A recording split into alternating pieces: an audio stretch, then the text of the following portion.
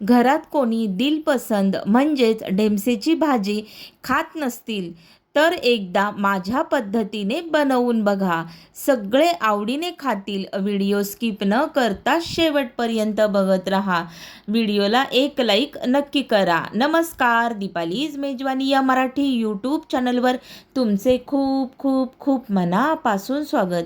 आज आपण बनवतोय हिरव्यागार दिलपसंदची भाजी, म्हणजेच मराठवाड्यात याला काही ठिकाणी ढेमसे म्हणतात, तर काही ठिकाणी याला दिलपसंद असं म्हणतात. तर आमच्या भागामध्ये याला दिलपसंद असं म्हणतात. तर इथे बघू शकता साहित्य आहे आपल्याकडे. इथे हिरवेगार असे कोवळे असे आपण ढेमसे घेतलेले आहेत दिलपसंद, आणि खूप कोवळे असे आहेत हे. त्याचबरोबर इथे आहे लसूण. लसणाबरोबर इथे 2 कांदे घेतलेले आहे, अर्धा टोमॅटो, जिरं, मोहरी, लाल तिखट, हळद, कोथिंबीर, मीठ, हरभऱ्याची डाळ आणि इथे तेल आहे. ही ना भिजवून घेतलेली हरभरा डाळ आहे. तर अशा पद्धतीने आपण हे कट करून घेणार आहोत. याचा मागचा भाग आणि पुढचा भाग दोन्हीही टोकं आपल्याला ही काढून घ्यायचे आहेत आणि त्यानंतर याचे 2 भाग करून घ्यायचे आहेत अशा पद्धतीने. आणि खूप कोवळा लुसलुशीत आपला हा दिलपसंद आहे. तर याचे आपण 2 भाग करणार आहोत. इथे बघू शकता एका भागाचे 2 भाग केलेले आहेत. मोठे काप आपल्याला ठेवायचे आहेत. 2 चमचे तेल गरम झालेलं आहे. मोहरी घालायची आहे आणि मोहरी छान तडतडली की यामध्ये जिरं घालायचं आहे. जिरं छान फुललं की इथे बारीक चिरलेला कांदा घालायचा आहे.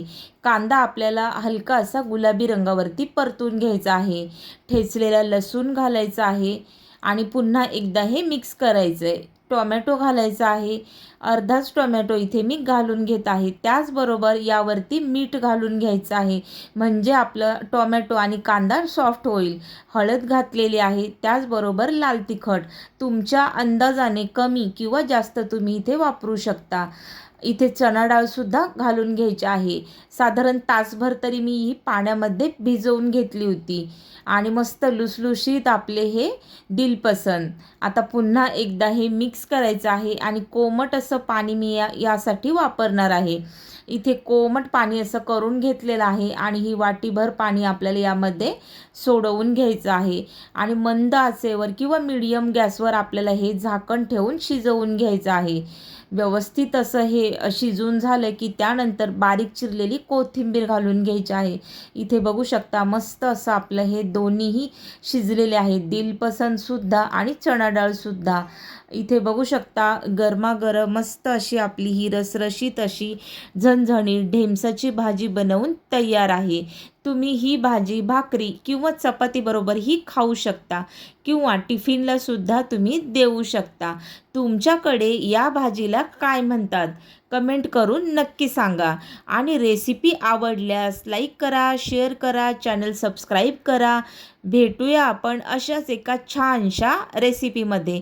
तोपर्यंत बाय.